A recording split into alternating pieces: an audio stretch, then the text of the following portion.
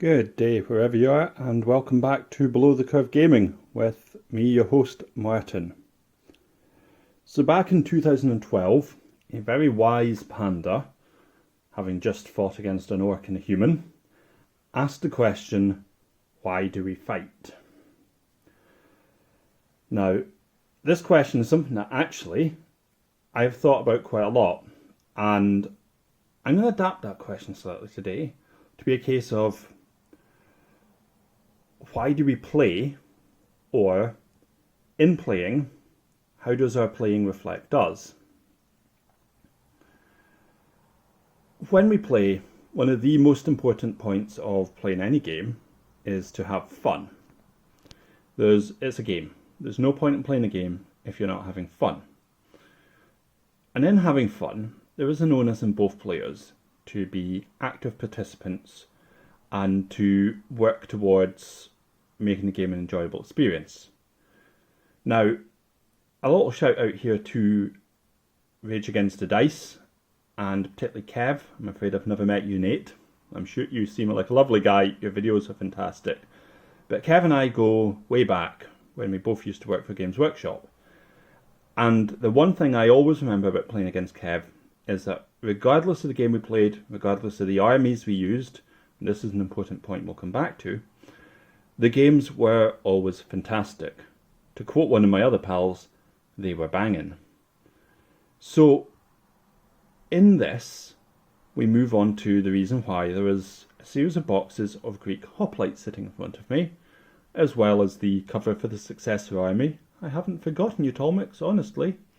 As well as, if we zoom in here, my Sultana, now complete with her attendant girl, and guitar or satirist. Very chuffed with this model. Over here we'll take a very quick detour to have a look at Tommy from Aventine Miniatures. Fantastic model, £1.60. There's the two slaves I promised from War Games Foundry, and Effin Cool's drum plus two drummers. But the point I wanted to talk about today was why I have Greeks and the importance of games being fun. So one of the issues with any game is that many players will collect one army. They will put all their effort into tuning that army to be a finely honed killing machine. It will sweep all before it, it will be undefeated on the tabletop or suffer so few defeats as to be inconsequential. And we've all been in game stores or games clubs where we've heard about Mr. X and his unbeatable army, and you play it and it is unbeatable. Mr. X has a fantastic grasp of the rules, he knows his army inside out, to the point you would argue in a computer game there was exploits involved, and actually the game's not that much fun. And it was whilst recently watching one of Rage Against the Dice's videos where Kev talked about his 13,000 point Skaven army and 15,000 point undead army, where he could field entire clan Mulder armies, nothing but zombies, whatever he so chose. But the point was, the man has multiple armies, and back in my Games Workshop days, my wargaming heyday, you could argue to a degree, I too had multiple armies. These were the days of High Elves always striking first, and Dark Elves being as broken as sin. I also had an Ogre army, very heavily themed off the Far East, Samurai Ogres, converted Nobblers, Chinese style Ogres. On hindsight, they probably don't entirely fit in today's culture, and I'm glad I didn't decide to model them now. But the point was, I had an Ogre army, I had a Wood Elf army, and I had the fairest army in all the land, my Empire army, which was big blocks of no frills attached state troops, modelled for Knights of the Blazing Sun, and it gave me different things to play with. Mortal Gods and Hail Caesar are games set in the ancient era, and they're games that feature the phalanx rule.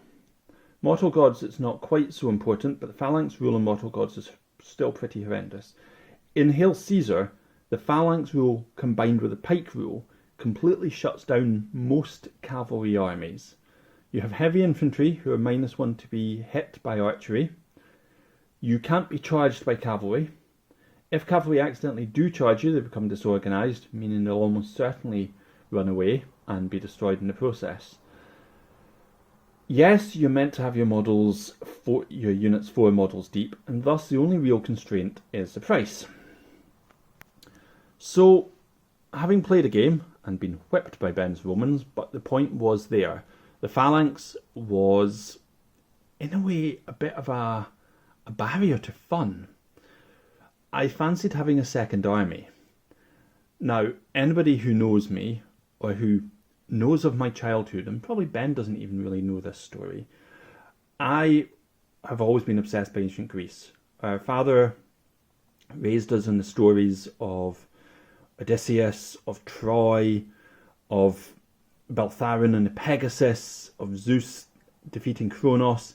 We had books of Greek myth and legends, and I devoured those books. Those books.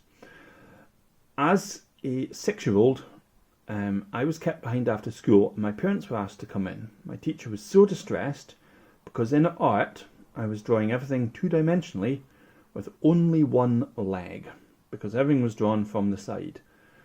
The teacher couldn't get her head around this, and she called my parents in to express her displeasure. My parents had to highlight that, blowing my own trumpet here, I was by far and away the most artistic child in the class. My pictures far outstripped theirs, and that my Minotaur only had one leg. Really, that wasn't the end of the world. It's probably where my obsession with scantily clad ladies come from. If anybody's ever seen a Greek vase, you'll understand. But the point was, I have always loved ancient Greece. So when I realised that I was going to have to do another army, there was only one option.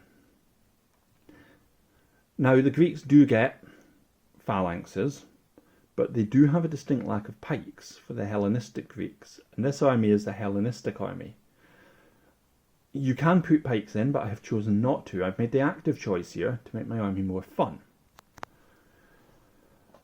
I bought some of the Theban armoured hoplites, and these will be my heavy hoplites.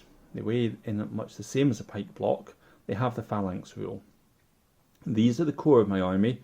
These I don't mind as much if they're a bit cheesy. The other 2 boxes will be my, I can't even pronounce this, Therapoi and Therapolis. These chaps are the heavier of the 2. They will make up 3 units in the 48. These chaps here will be the lighter of the 2. They get a lot of unarmoured models, or linen cuirasses.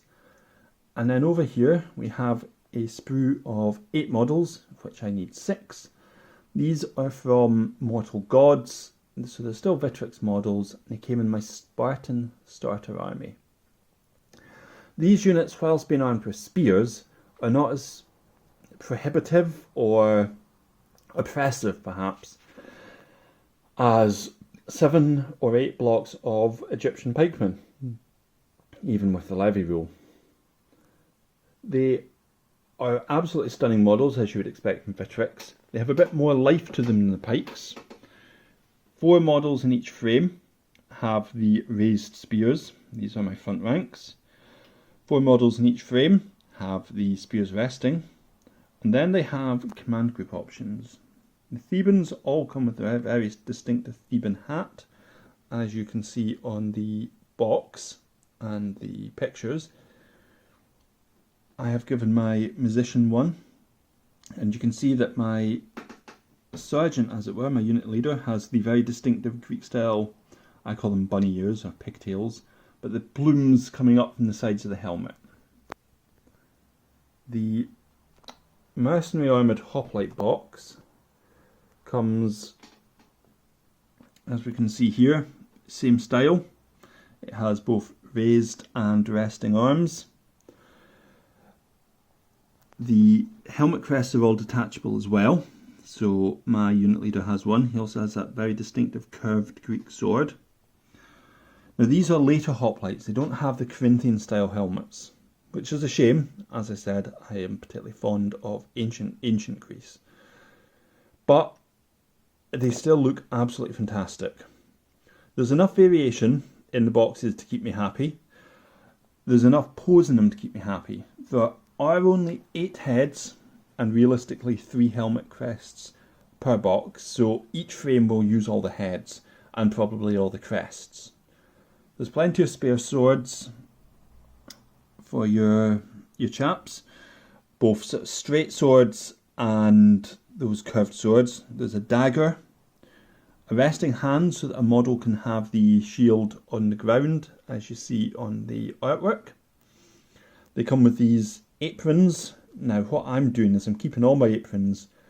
One unit of my Thebans will have just the very plain basic helmets, no shield apron. One unit will have helmet crests and shield aprons, and one unit's actually going to be the Warlord Games Metal Sacred Band. Now these I will show separately. They're a stunning, stunning set of models, and I want to do a separate video on them. The mercenary hoplites over here, which are earlier hoplites, do come with some Corinthian helmets. They have a few helmet crests, they have cloaks. Now, I have no instructions for these models, but I do know the cloak only fits one body. There's going to be a lot of trial and error. They, yet again, have a lot of variation. I believe that their hair is detachable and plugs into the back of the models. That'll be a bit of a challenge, but it'll be nice. It'll give them a wee bit of variation as well. There is a few armoured bodies, so they may get mixed in with the mercenary armoured hoplites as well. And then here we have 42 of the ancient Greek hoplites from Victrix, from Warlord Games. So they have a separate command sprue. They're designed to be made as one large unit. That won't be happening. The commander comes with a choice of helmets. As you can see, there are 3 helmets. One has a plug-in crest. Then there are 3 weapon options. The musician has a really, really bizarre, like, thong tied around his head and nose. He's got those twin pipes. And then your sprues here come with 8 models again. They have 8 shields, I believe. Yes. They have slightly different looking swords, which are very nice. Their arms are holding the spears, always a bonus. They have a plethora of different heads, which is fantastic, as well as some slightly different swords.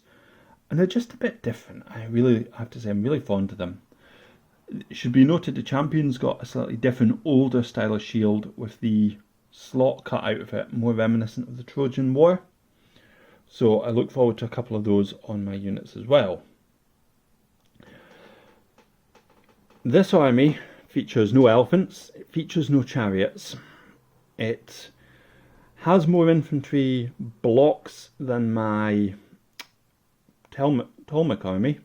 It features 9 plus peltasts as opposed to 7 plus peltasts. It also has 2 units of mediumish cavalry, obviously the Ptolemaics have heavy, a unit of light cavalry, and that's really all that's in the list. And it's a lot of skirmishers, but actually I think this makes for it's maybe more vanilla, but I think it'll be a bit more fair, a bit more interesting to play with. It will require a bit more thought, rather than just slamming the fight 8 chariots, hopefully into the flank this time, of an enemy army. And then trying to roll them up from there while you pin them down with pikes in the front.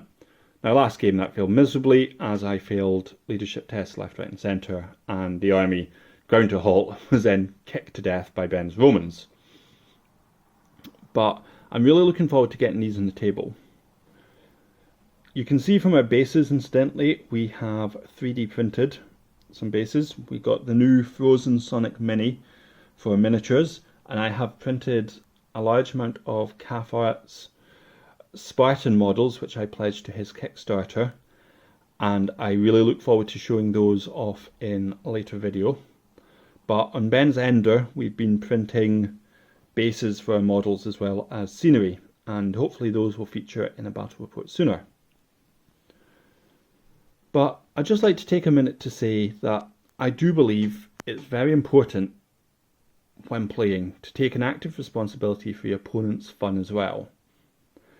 Now, I don't mean patronise your opponent by, as soon as the game starts to roll up in your favour, offering it just to call it there because it's obvious you're going to win, or refusing to charge or advance your troops because it would just be mean. That's not sound wargaming, and that doesn't make for a good gaming experience.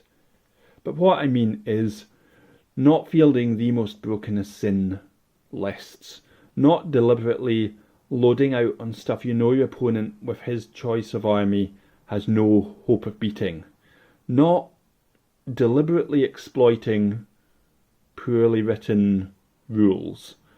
I'm not saying Hail Caesar has poorly written rules, and to that end I do intend to fill out my pike phalanxes, or indeed all my phalanxes, so that they are 4 deep, because actually for phalanxes that is a disadvantage. The phalanx rule gives you a lot of bonuses. Its downside is it's a heck of a lot easier to get flank charges on. And there's nothing worse when you play someone when, as I said earlier, they have this really finely tuned list that will never change, that every game will be exactly the same, loaded up with the latest and greatest in whatever there is. Hail Caesar's not a game that regularly releases new rules. The expansion books don't have new units, they have scenarios. It's not a game where you can expect it in 2 months' time they'll errata the pike rules. The rules are out, they're releasing new models, so if you've found a particularly busted combination, then maybe you need to take a look and say, is it worth running this more than once?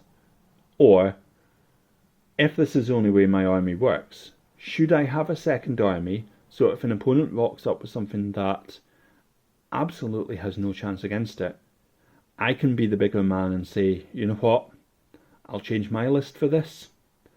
Certainly that's what both Ben and I have done over the years. We've always tried to have 2 armies. Recently, for example, we tried 40k again in 8th edition. I had Battle Sisters, Ben had Guardsmen. Now we only had about 500 to 1,000 points, but at that level the Battle Sisters simply couldn't get the models to beat a Guardsman horde. We played 3 or 4 games. I think the best I ever did was I scored 2 victory points. We switched armies after that because it was so miserable. There was no point in playing. Every game was identical. Ben would open fire, he'd wipe out a large chunk of my army. I'd managed to hit Ben with my carefully hidden immolators and dominions, gutting 2 or 3 units. Ben's army would turn around and wipe out the 10 models that had made it to his line. Game was over. I remember having a game that went to turn 6 where I had 3 Battle Sisters and had 3 Battle Sisters for 2.5 turns, and the only reason that they were still alive is Ben had gutted their unit to the point he couldn't draw line of sight to those models anymore. It wasn't a fun game for me, it wasn't fun for him, and so after that we switched to more balanced forces. I hope you've enjoyed this video. Feel free to like, comment and subscribe.